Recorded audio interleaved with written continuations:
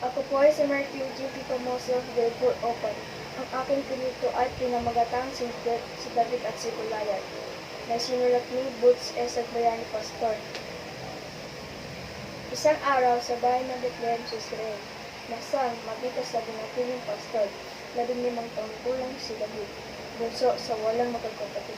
Kapag nagpapastor, ay lagi pinapatulog ni David ang kanyang alpa.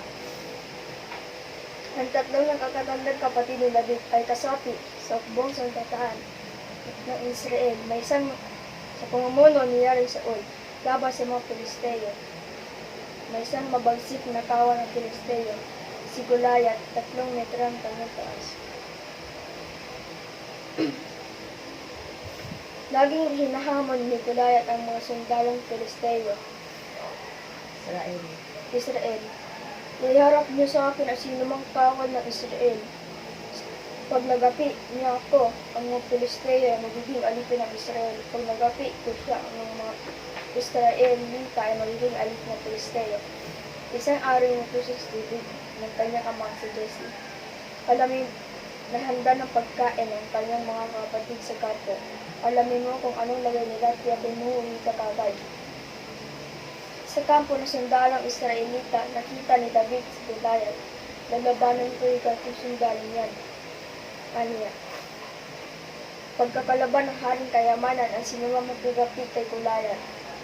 Anang isang sundalo, ang kanyang buong pamilya hindi na magbabayad ng buwis sa Israel. Sinita si David ng kanyang kuya Jesse. Sinita si David ng kanyang kuya Eliab. Hindi ka dapat makikialam sa digma ito. Sabi ni Ama, ay dalhan ko na lang kayo ng pagkain. At igubog, ani David, at igubog po ko ni dating sundalong yan. Ipinatawag ni Haring Saul si David. Paano mo magagapi si Goliath? Tanong niya kay David, mahal na hari. Isa akong pastor, maraming ng oso, leon, na sumalakay sa mga tupa ng aking ama. Ang aking napatay, sagot ni David, na siya Haring Saul, binigyan ng kanyang tulot upang harapin si Goliath at binigyan ng balete at espada. Ngunit hindi sanay si David sa suot ng isang kaway. Haharap ako kay Goliath. Sasuot kong bilang pastol, aniya. Sa karating na ilog ay namulot siya ng iwang nakikinis sa bato.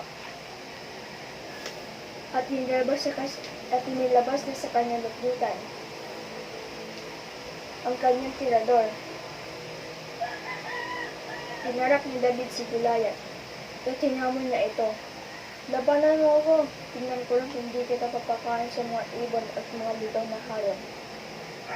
Singhanig Goliath kay David.